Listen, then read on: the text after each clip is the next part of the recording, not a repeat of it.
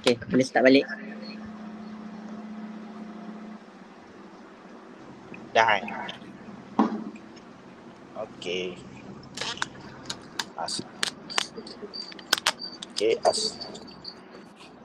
Okey, Assalamualaikum kepada rakan-rakan dan juga Encik Muhammad Irfan bin Nazari.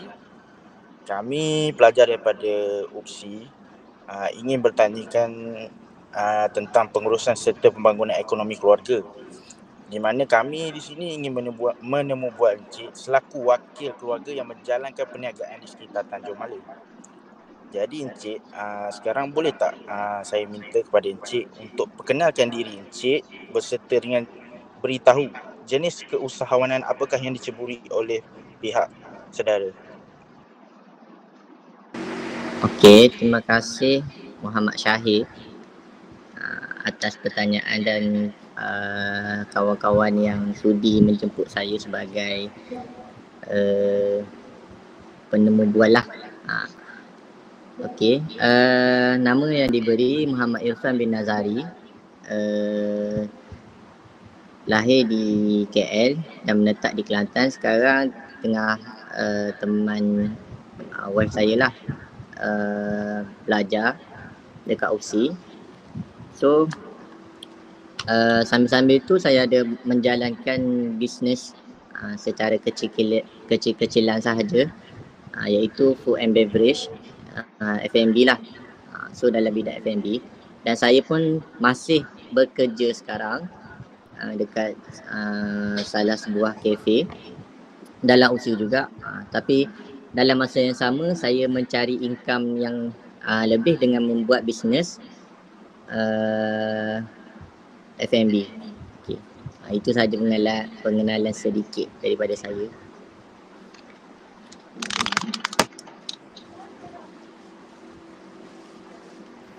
Okey Cik, untuk soalan yang seterusnya, adakah hubungan kekeluargaan ini penting untuk membangunkan konsep keluarga yang harmoni?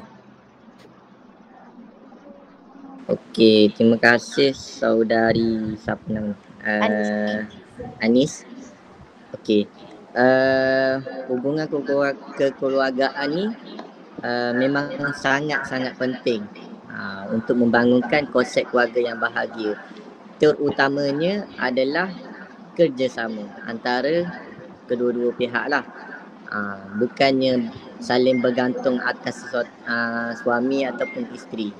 Bila dah nama suami isteri ataupun dah ada hubungan kekeluargaan, ia adalah sesuatu yang harus kita terapkan adalah kerjasama. Yang penting dalam kekeluargaan ni adalah kerjasama. Contohnya bila suami tengah bekerja, so isteri mainkan peranan dia sebagai suruh rumah ataupun buat kerja rumah ataupun menjamu makan kat suami ke apa semua. Itu adalah kerjasama antara kedua-dua pihak. Bukannya panggil bila dah kahwin tu salah seorang jadi mayat hidup ke macam mana, macam tu. So untuk memanjangkan ataupun untuk mendapatkan kekeluargaan yang harmoni tu, antara salah satunya adalah kerjasama. Lepas tu yang kedua adalah kita kena ada common sense lah. Contohnya isteri ada kerja, so suami bukan letakkan suami ni just ada kerja dia je. Tak, dia kena ada kerjasama juga dalam tu ya. Contohnya macam saya sekarang dah ada anak kan, bila suami ada kelas ke apa, saya yang jaga anak, macam tu. Dia tak ada berkira dah bab masa ataupun apa benda segi kesusahan tu, dia kena saling sama-sama usahakan untuk membina keluarga yang harmoni. Itu saja. Okey, terima kasih Cik Irfan atas penerangan yang diberikan. Okey, next kita pergi ke soalan yang seterusnya. Okey, terima kasih kepada saudari Anis Najihah. Okey, soalan yang keempat ialah apakah saudara Irfan sendiri menerapkan nilai-nilai kekeluargaan bagi menjamin keharmonian keluarga? Soalan keempat dah ya? Okey, untuk soalan yang keempat, apakah menerapkan nilai-nilai kekeluargaan untuk menjamin okey. Yang pertama tadi, nilai-nilai kekeluargaan ni banyak. Antara salah satunya tadilah kerjasama. Yang kedua, kepercayaan. Saling percaya antara satu sama lain. Bila mana sesuatu kekeluargaan tu tidak saling mempercayai ataupun saling orang panggil suuzon. Suuzon ni adalah bersangka buruk je selalu. Contohnya suami pergi kerja, tengok-tengok fikir suami dia buat apa. Contohnya macam saya, isteri pergi kelas ke, saya duk fikir isteri buat apa, faham tak? So kita kena letakkan sesuatu kepercayaan tu tak terlalu tinggi dan tak terlalu rendah. Maksudnya untuk mengharmonikan keluarga ni, kepercayaan tu adalah satu benda yang perlu diterapkan lah dalam sebuah keluarga. Okey, lepas tu saling melengkapi. Saling melengkapi ni bila mana kita tahu pasangan kita tu ada orang panggil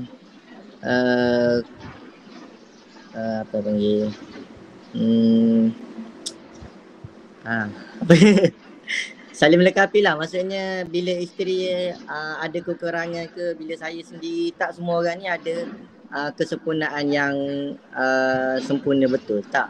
Maksudnya suami ada suami ni tak sempurna juga. Maksudnya ada kekhilafan ataupun benda-benda yang boleh membuatkan isteri tu marah ke apa semua tu. So kita ambil contohnya dilanda ujian, kita ambil sebagai sesuatu tu adalah ujian sahaja. Sebab tiada perkahwinan yang tiada ujian. Macam mana seseorang itu ataupun individu itu kuat ataupun saling melengkapi tadi antara satu sama lain, ia akan menjalinkan hubungan suami isteri itu harmoni lah. Maksudnya kekurangan itu bukan alasan untuk kita meninggalkan dia ataupun kita rasa terbeban dengan kekurangan dia tu. Sebab mana-mana individu pun, contoh kita kahwin dengan siapa-siapa pun semua ada kekurangan. So macam mana kita nak mengatasi kekurangan tu jadi benda yang lengkap untuk kita bila kita ambil sesuatu benda tu sebagai benda yang positif. Maksudnya bila berlaku apa-apa ujian ke apa semua, kita fikir okay, mungkin ada asbab ataupun benda yang baik di belakangnya. Sebab hidup atas dunia ni memang tak lari dengan ujian ke apa semua tu, memang kita akan hadap. So macam mana kita nak menghadap benda tu dengan baik dan kuat. Itu adalah konsep yang harus kita saling melengkapi antara satu sama lain. Okey. Yang ketiga, empat adalah saling mempercayai tadilah. Itu saja. Nak urai panjang-panjang takut lama pula. Okey, terima kasih. Okey, terima kasih atas jawapan yang diberikan oleh saudara Irfan.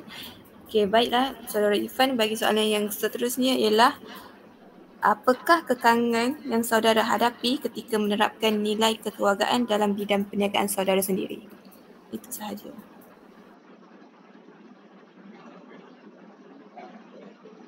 Okey, terima kasih saudari Aisyah. Apakah kekangan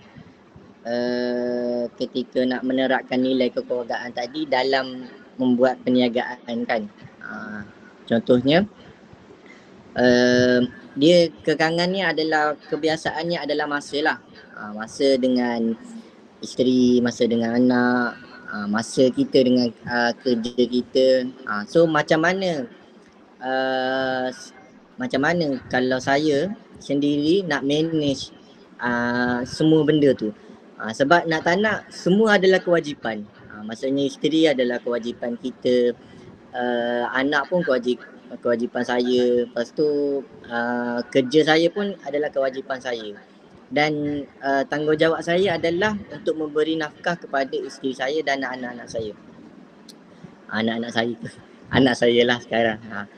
So bila mana seseorang itu faham tentang kewajipan ataupun tanggungjawab, dia akan anggap semua benda yang dilalui ataupun ujian dan kekangan yang dia hadap untuk memajukan bisnes dia, untuk membangunkan bisnes tu, dia kena kuat. Maksudnya macam mana dia nak sustain dengan bisnes dia dengan kekangan masa lagi kan. Kadang-kadang kita tengah buat bisnes kan, anak menangis ke, anak sakit ke, macam mana kan, kita kena tinggal bisnes. So kita kena cari sesuatu benda yang ujian tu sebagai kita kena fikir apa jalan penyelesaiannya. Contoh macam saya run bisnes tetapi saya tak ada kat tempat tu. Maksudnya itu adalah cara saya untuk mengatasi kekangan saya dengan masa bersama isteri saya dan anak saya. So macam mana saya nak buat benda tu biar smooth, maksudnya berjalan dengan lancar, saya cari pekerja. Walaupun saya rasa duit saya tu tak banyak sangat kalau saya lebih, tapi dengan masa bersama family ni lebih bernilai daripada saya bayar orang untuk buat kerja saya. Itu amat penting lah untuk saya mengatasi masalah tersebut. Bila saya dah kerja pagi, pukul 9 dah kerja, masuk kerja sampailah pukul 7 malam. So saya buat bisnes lagi malam tu, takkanlah saya nak sambung sampai 12 malam. So saya tak ada masa dengan family saya. So saya fikir saya kena cari pekerja, saya kena run bisnes tanpa saya ada tempat tu. Macam tu. Yang itu saja.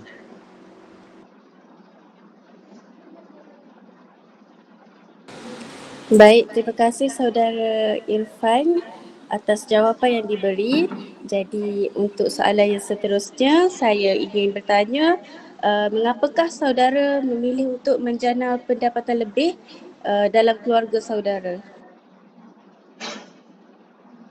Okey, terima kasih saudari Nur Amnia Amanina binti Syahari.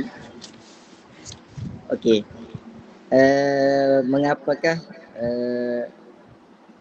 okey. Dia dalam kita dah membina keluarga dengan era zaman sekarang ni, kita perlu income yang lebih. Tak boleh berpegang dengan satu income. Contohnya macam saya tak ada kerja hakiki lagi lah. Maksudnya saya tak ada, memang saya kerja tapi tu bukan kerja hakiki saya. Sebab kerja hakiki saya belum grad lagi, dan insya-Allah saya akan grad sebab saya tengah teman isteri saya dulu. Habis isteri saya akan sambung balik pelajaran saya dekat Egypt. So sambil saya tengah meneman isteri saya ni, saya buat income lebih dengan berbisnes lah. So bila mana saya berbisnes, sebab zaman sekarang ni tak boleh berpegang dengan satu income. Sebab saya seorang yang isteri saya pun tengah cari duit juga. Maksudnya dia buat bisnes dia, saya buat bisnes saya. Tapi tanggungjawab yang besarnya adalah saya.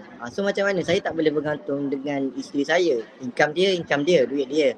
So income saya untuk dia dan anak-anak saya juga. So nak tak nak, saya tak boleh berpegang dengan satu income saja. Saya kena buat income lebih, itu dengan berbisnes. Walaupun sebelum ni memang saya dah banyak buat bisnes. Saya dah mula bisnes ni daripada umur saya 16-17 tahun lagi. Saya mula dengan jual nasi lemak RM1.50, RM2 dekat Egypt sana lah. Dan bila saya buat, saya rasa seronok. Memang main business saya adalah F&B lah, food and beverage. Sebab saya ada diberi kepandaian untuk memasak sikit. Tapi bila saya dah run business, saya tak akan lama dengan business tu. Saya tak akan buat sendiri. Maksudnya saya akan cari pekerja. memang saya akan mula-mula saya akan buat bisnes. Dalam bisnes ni kita kena run dulu sendiri untuk cari pengalaman. Maksudnya dengan kita bekerja dengan orang tu pun adalah kita tengah mencari pengalaman untuk buka bisnes sendiri. Saya bekerja dengan orang dulu. Sebelum saya buat bisnes sendiri, saya kerja dulu setahun. Lepas tu saya jadi manager. Ni pengalaman saya semasa belajar dan saya berbisnes. Saya jadi manager selepas diberi keyakinan. Selepas saya diberi keyakinan jadi manager sebuah kedai makan yang besar lah. Tahun okay, sorry.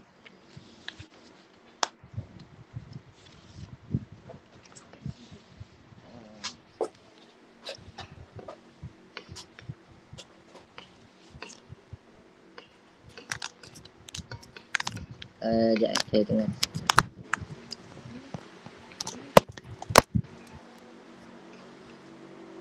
Okey. Tahun yang ketiga bila saya dah belajar macam mana nak urus kedai, sebab saya dekat IDIK sana lagilah banyak ni antara saya nak cerita pengalaman lah. Dekat IDIK sana saya kena berkomunikasi dalam bahasa Arab, saya kena macam mana saya nak hadap perangai-perangai Arab ni. Tak semua Arab ni baik. So saya di luar negara, so macam mana saya nak buka bisnes di luar negara, macam bos saya masa saya kerja tu buka bisnes juga. So saya ambil pengalaman, saya kerja dulu dengan dia. Tahun yang kedua saya jadi manager. Yang tahun ketiga tu saya cakap saya nak berhenti. Lepas saya berhenti je, saya terus buka kedai saya sendiri walaupun kecil-kecilan. Faham tak? So daripada situ kita kena ambil dulu pengalaman. Lepas tu jangan jadikan pengalaman tu sebagai pengalaman saja. Tak. Kita kena terapkan pengalaman tu untuk buat bisnes sendiri. Faham tak? So tahun ketiga tu saya terus buka kedai saya sendiri. Daripada kecil 2 bulan ke 3 bulan saya terus buka kedai yang besar. Kedai tu besar lah. Sewa sahaja RM7,000. RM7,000 sewa saja. Maksudnya besar lah kedai tu. Kedai makan. Untuk orang-orang pelajar student Malaysia dekat sana makan makanan Malaysia. So itulah sebab kenapa saya lepas saya kahwin saya tak boleh kalau saya tak ada duit. Maksudnya saya akan usaha juga untuk saya cari duit. Lagi-lagi saya dah ada isteri dan anak. So tu adalah kenapa sebab saya memilih untuk menjana pendapatan lebih. Okey, panjang pula. Terima kasih.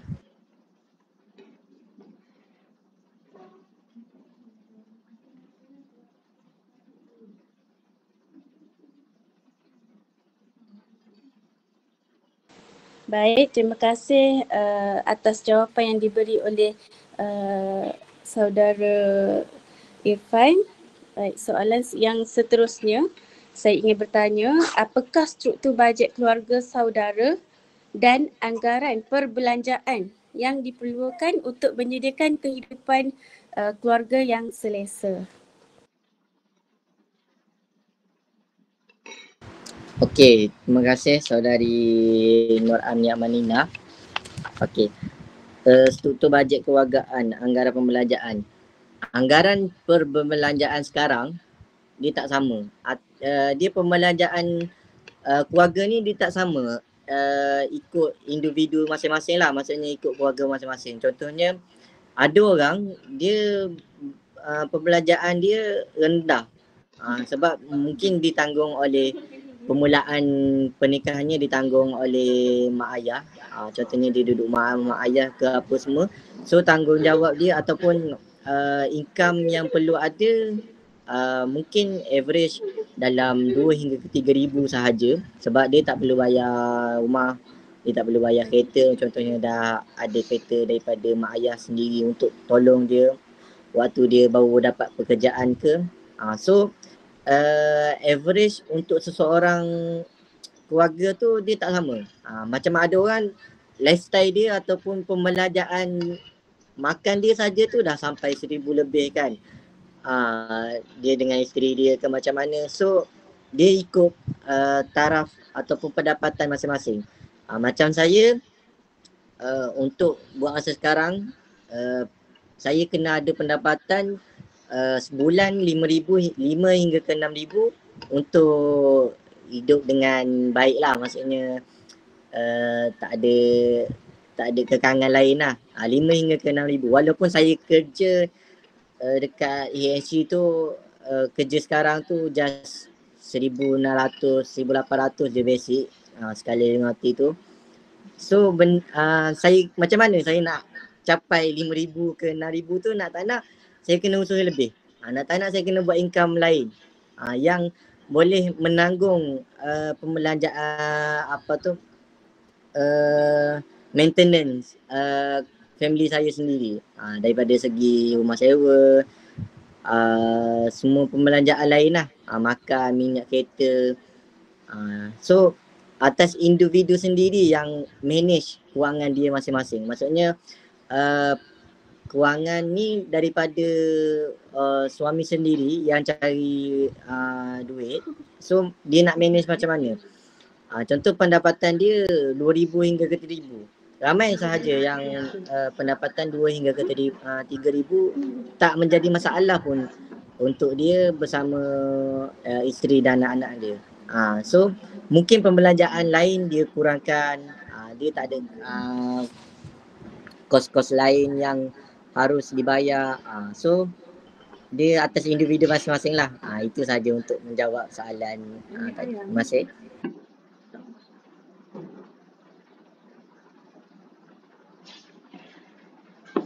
Okay, next soalan saya akan tanya, adakah Encik mempunyai cadangan atau inisiatif yang tertentu yang boleh mempertingkatkan lagi keberlanjutan perniagaan keluarga Encik dan menangani cabaran kewangan?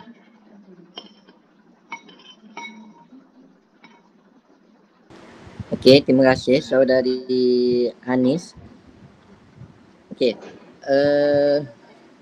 cadangan saya ataupun inisiatif yang boleh meningkatkan perniagaan keluarga saya dalam menangani masalah kewangan, sebab saya fikir macam ni, kebanyakan ataupun statistik sekarang, kewangan adalah boleh dikatakan 60%.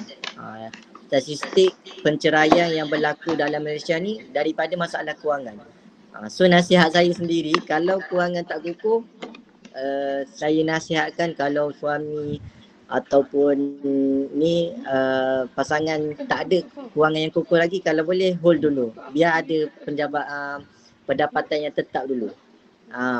Sebab kalau berdasarkan cinta saja, ni dari pengalaman lah, berdasarkan cinta saja dia tak berbaloi. Maksudnya bila kita di alam pernikahan ni, dia benda yang berbeza. Dia bukan dunia penipuan, dunia show off ke apa semua, tak. Dia lain. Kita akan masuk sesuatu fasa yang real.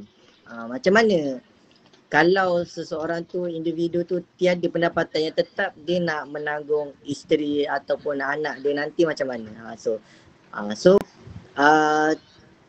Dengan inisiatif saya adalah saya buat bisnes, saya akan usahakan juga walaupun saya tak ada pendapatan kekal lagi, maksudnya saya tak ada kerja yang hakiki lagi, dan saya memang dalam diri saya tak akan kerja dengan orang. Ni disebabkan saya tengah belajar lagi. Saya just tak nak bazirkan masa saya kerja dengan orang dulu untuk ambil pengalaman juga. Bukan saja-saja saya nak kerja dengan orang. Okay. So untuk next nanti memang saya akan fully buat bisnes saya sendiri sampai berjaya. So inisiatif saya adalah, walaupun saya dah ada active income, so dalam dunia bisnes ni dia ada dua, active income dengan passive income. So saya tengah membina passive income saya, iaitu passive income ni kita tak buat kerja tapi duit masuk, duit yang buat kerja untuk kita. So itu adalah satu cara saya untuk menangani masalah kewangan untuk masa hadapan. Sebab bila namanya active income, maksudnya saya tengah bekerja ataupun kerja apa-apa pun, itu adalah active income. Active income ni adalah kalau kita sakit, kita tak boleh buat kerja, income kita tak ada.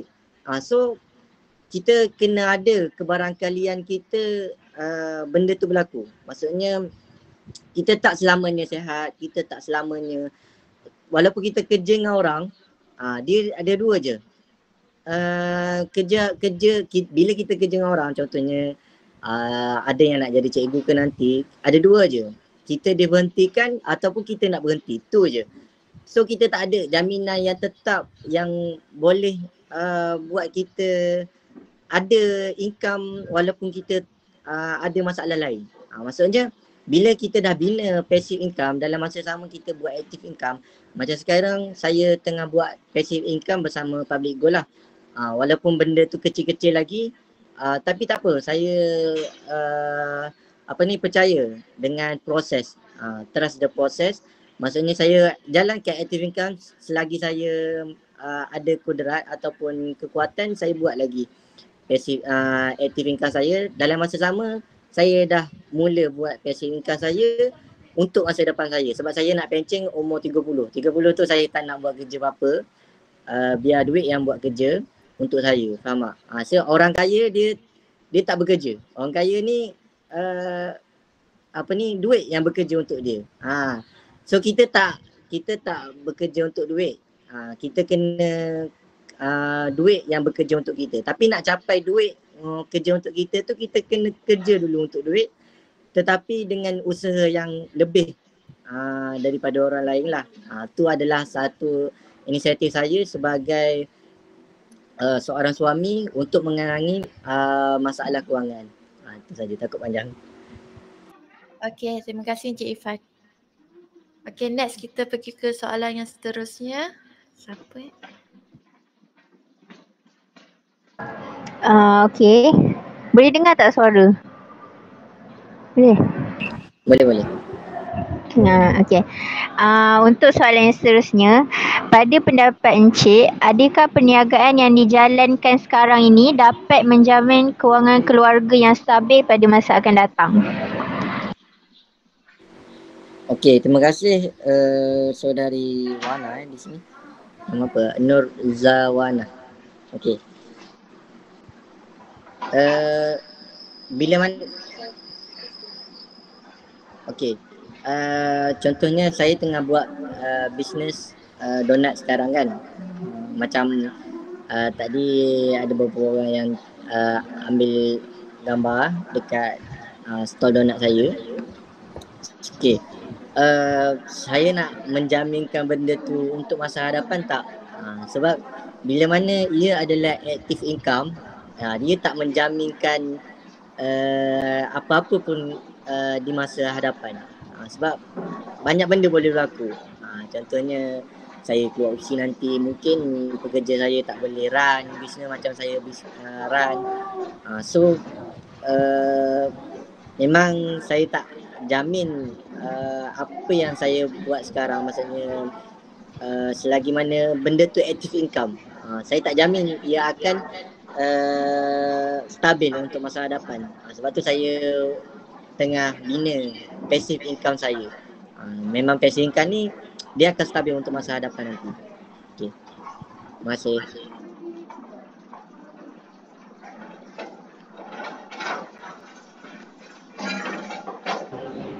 Terima kasih kepada Encik Ifan. Saya serahkan kepada rakan saya yang seterusnya untuk soalan. Terima kasih. Okey, soalan seterusnya. Apakah pelan tindakan yang Encik lakukan untuk mengukuhkan lagi ekonomi keluarga ni secara berkesan selama menjalani perniagaan ni ataupun sebagai seorang usahawan?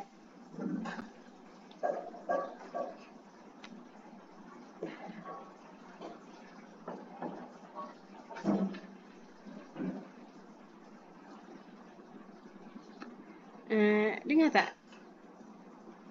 Oh, tak, mic. Boleh ulang balik tak?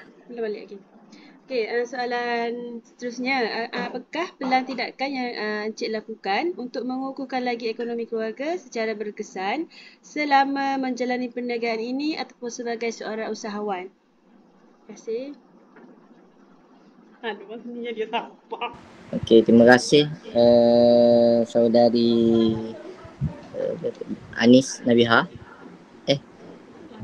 Itulah. Okey, Okey, bila mana kita nak bina ekonomi yang kukuh untuk masa hadapan, kita kena buat action plan lah. Action plan ni adalah kita nak jadi apa. Maksudnya ada juga action plan yang mana aku kalau tak buat benda ni, aku nak buat apa. Contoh aku tak jadi cikgu, aku nak jadi apa. Faham tak? Maksudnya action plan kita A dengan B. Maksudnya kalau bisnes A ni tak jadi, aku nak buat bisnes apa yang B ni. Maksudnya kita kena ada benda tu untuk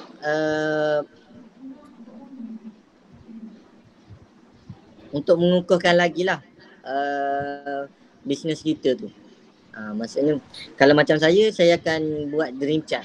Dream chart ni apa yang saya nak 2 tahun akan hadapan, apa yang saya nak 5 tahun hadapan, apa yang saya nak 10 tahun hadapan. Saya nak financial freedom, maksudnya saya tak kerja pun saya dapat duit. So nak tak nak saya kena mula sekarang. Sebab kalau saya tak mula sekarang, macam mana benda tu nak berlaku 2 tahun depan ataupun 3 tahun depan ataupun 10 tahun hadapan. So tindakan saya adalah saya buat banyak perkara untuk saya tahu yang mana berkesan untuk masa hadapan saya. Dalam masa sama saya boleh menjana income daripada apa yang saya buat. Maksudnya saya tak bergantung kepada satu income saja. Saya akan buat banyak bisnes online. Walaupun saya buat secara offline, maksudnya saya buka gerai donat tu, saya buka juga gerai burger, saya buka lagi bisnes-bisnes saya. Tapi saya buat juga bisnes online yang mana ia adalah passive income untuk saya di masa hadapan saya. Itu saja, semoga menjawab.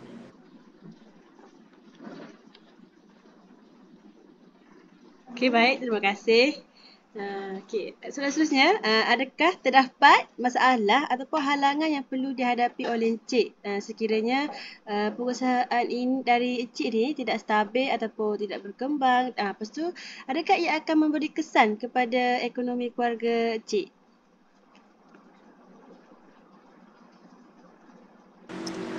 Okey. Bila mana sesuatu bisnes tu tak stabil ataupun berlaku kekangan, ujian ataupun masalah, dia akan mengganggulah ekonomi keluarga tu. Maksudnya pendapatan tu akan mengganggu lah. Macam contoh tadi saya bagi tahu, nak tak nak saya kena dapatkan 5,000 ataupun 6,000 sebulan untuk hidup lah maksudnya. Tak adalah nak cakap tak hidup pun, hidup je kalau tak dapat pun. Maksudnya untuk menjalani kehidupan yang selesa tu, saya kena dapatkan income sebanyak itu. So walaupun ada ujian ataupun halangan, itu benda biasa dalam bisnes ni. Dia datang down, dia datang masalah family ke, masalah apa, semua tu benda tu akan datang juga. Tak ada bisnes yang grow tanpa masalah ataupun bisnes yang tak susah. Semua bisnes ni susah. Orang yang cekal ataupun yang kuat je yang akan sustain dalam bisnes. Sebab tu kalau kita tengok orang yang berjaya, dia bukan berjaya setahun dua, tak. Dia dah usaha benda tu dah bertahun-tahun. Tetapi kita tengok kejayaan dia sekarang, kita cakap mudahnya dia dapat berjaya, mudahnya dia dapat beli tu, dapat beli ni. Tapi kita tak tahu usaha dia tu lebih daripada apa yang kita usahakan. Maksudnya kenapa kita kadang-kadang kita tanya, kenapalah kita usaha tak dapat pun, tapi orang lain usaha dapat. Tak, kita tak tahu macam mana dia usaha untuk mendapatkan sesuatu benda tu. Okey, itu saja. Okey, baik Cik. Terima kasih atas jawapan. Saya sangat setuju dengan pendapat Cik. Okey, saya serahkan soalan seterusnya kepada rakan. Syahir. Okey Encik Ifan, kita bertemu lagi. Encik Ifan, Cik Ifan ada nyatakan bahawa tadi dalam sesebuah keluarga kena ada nilai-nilai murni seperti kasih sayang, menghormati, kerjasama, toleransi, kejujuran, baik hati dan sebagainya. Jadi saya nak tanya sekarang, jika kita lihat sekarang isu-isu di Malaysia sebanyak, bukan banyak, memang banyak keluarga yang telah pun bercerai, tak kira dia artis ke, dia kahwin dua ke, macam-macam lah kan. Jadi saya nak tanya sekarang, apakah nilai-nilai kekeluargaan yang kian dilupakan oleh masyarakat dalam sebuah institusi kekeluargaan pada masa sekarang yang boleh membawa kepada kemerosotan ekonomi keluarga?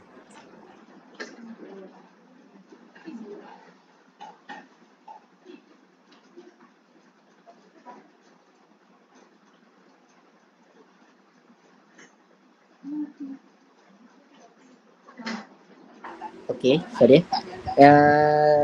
Terima kasih atas soalan daripada saudara Muhammad Syahir. Okey, memang kalau kita tengok statistik penceraian yang berlaku dekat Malaysia ni, terutamanya masalah kewangan, masalah daripada ni lah, orang kedua, ketiga, keempat, lima, tujuh, lapan. So benda yang salah satu yang kian dilupakan adalah orang panggil dia tak menerapkan apa yang Islam ajarkan. Faham tak? Bila mana bila suami dia kadang-kadang dia terlupa untuk mendidik isteri ataupun mengingati antara satu sama lain. Maksudnya benda tu tak, tanggungjawab sebagai seorang suami adalah besar. Bukan benda yang kecil tanggungjawab suami ni. Dari segi keharmonian rohani. Maksudnya daripada rohani suami isteri tu. Maksudnya kalau suami tak mainkan peranan dari segi rohani. Rohani ni adalah perkara-perkara yang wajib. Contohnya daripada segi solat, baca Quran, zikir, apa semua tu. Benda tu sebenarnya penting dalam kekeluargaan. Kadang-kadang benda ni dilupakan. Saya ambil satu je lah. Benda ni dilupakan disebabkan tiada masa bersama isteri. Tahu jumpa isteri pun tanya ataupun berbual kosong, tertanya tentang benda-benda yang memupuk rohani lah. Maksudnya baca Quran sama-sama ataupun solat sama-sama. Benda tu kadang-kadang dia ada connection. Bukan benda tu saja-saja. Dalam Islam dia bagi tahu tu bukan benda tu saja-saja. Solat sekali, baca Quran sekali, apa semua tu. Okey, dalam institusi yang boleh membawa kemerosotan ekonomi tu daripada segi rohani lah. Untuk ekonomi pula, bila mana suami dia tak rasa benda tu berat bagi dia. Maksudnya tanggungjawab sebagai suami ni dia rasa biasa saja. Yang dia tahu dia ada isteri, dia dapat anak, tu je. Yang dia tahu pergi kerja, balik kerja, ada duit, tak ada duit, itu bukan tugas dia. Maksudnya dia tak ada. Contoh kita ada masalah ekonomi, maksudnya dari segi pendapatan yang rendah dengan ekonomi sekarang yang tinggi. So suami ni kena main peranan yang besar untuk keluar daripada comfort zone. Maksudnya bukan sekadar sekarang kan ramai suami isteri bekerja kan. Benda tu tak salah. Sebab nak saling bekerjasama untuk menjalinkan keluarga yang harmoni lah. Maksudnya tak ada masalah kewangan. Tetapi dia sebenarnya atas suami. Kalau suami main peranan benda tu, dia boleh buat isteri dia tak bekerja. Macam saya tak nak bagi isteri saya bekerja. Memang tu dalam dicat saya tak nak isteri saya bekerja. Kalau boleh saya nak dia duduk rumah, jaga anak ataupun buat kerja di rumah saja. Nak keluar pun keluar dengan saya. So tu adalah satu dream saya. Kalau boleh, susah mana pun saya akan usahakan untuk isteri saya tak bekerja. Sebab tanggungjawab dia ataupun sebenarnya benda tu bagi saya kalau boleh saya elakkan lah daripada isteri saya bekerja atas banyak faktor lah. So kalau suami tu betul-betul main peranan dia boleh buat isteri dia tak bekerja dan berpandukan pendapatan suami sahaja. Sebab tadi saya cakap suami ataupun bila dah berkeluarga ni dia tak boleh berpandukan satu income sahaja. Maksudnya dia dah jadi cikgu tak boleh jadi cikgu sahaja. Dia memang tak cukup sekarang. Macam tu sebab kadang-kadang suami isteri jadi cikgu kan. Ni saya bagi tahu jadi cikgu lah. Saya tak galakkan. Saya galakkan kita mendidik orang. Tapi bagi saya nak isteri saya ada masa dengan saya sebab saya nanti pun saya tak nak bekerja juga. Maksudnya saya mungkin dengan isteri nak fokus pada anak sahaja. Maksudnya benda tu ada dalam dream chart saya. Saya tak nak susahkan isteri saya pergi pagi, keluar pagi, rumah, balik petang penat, malam. Dia kadang-kadang masa dengan suami pun terganggu, masa dengan anak pun terganggu. Bila kita dah penat. Okay. Benda yang dilupakan oleh suami adalah tanggungjawab. Benda tu. Benda yang besar adalah tanggungjawab. Kalau suami tu tak faham tentang tanggungjawab yang perlu dia usahakan tu, mungkin benda ni akan jadi sesuatu masalah yang besar yang akan berlaku pada keluarga lah. Maksudnya bila dah berlaku kemerosotan ekonomi, suami kena pecat kerja ke, tak ada income lain, benda tu akan jadi masalah. Sebab ada study case masa PKP dulu, ni dari pengalaman pekerja ayah saya lah. Dia pilot ni macam-macam lah gajian. Dia pernah bercerita dengan saya lah. Dia bekerja dengan ayah saya, lepas PKP tu dia buang kerja. So Tuan Fah faham sendirilah bila dah dibuang kerja, lifestyle masa dia jadi pilot, faham tak? Lifestyle dia jadi pilot, biasalah dah dapat income puluh-puluh ribuan, income dia sampai 30 ribu. Lifestyle dia tinggi lah. Bila orang tinggi lifestyle dia, income dia tinggi. Tapi benda ni sebenarnya bahaya bila berlaku kemerosotan ekonomi ataupun benda yang tak dijangka. Contohnya COVID. Macam COVID itu kita boleh belajar. Bila mana COVID itu ramai yang dibuang kerja. Sebab kerja ni bukan kerja hakiki. Maksud saya tadi, kerja tadi bukan kerja hakiki. Maksudnya bila kita bekerja dengan orang, dua je. Kita diberhentikan ataupun kita yang berhenti. Dua tu je. So benda tu dia tak menjaminkan untuk masa depan sebenarnya. So nak tak nak kita kena buat passive income ataupun berbisnes.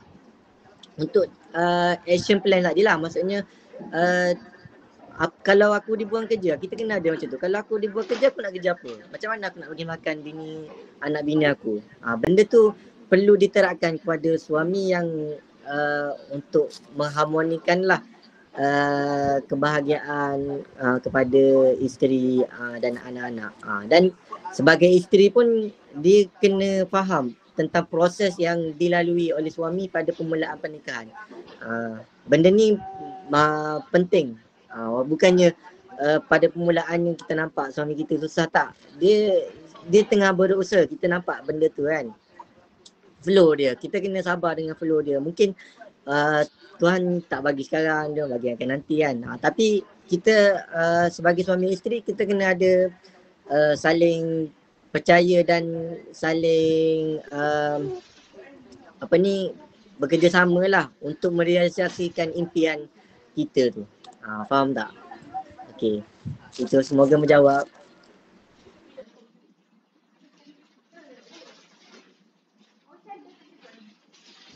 Okey, Encik Ifan.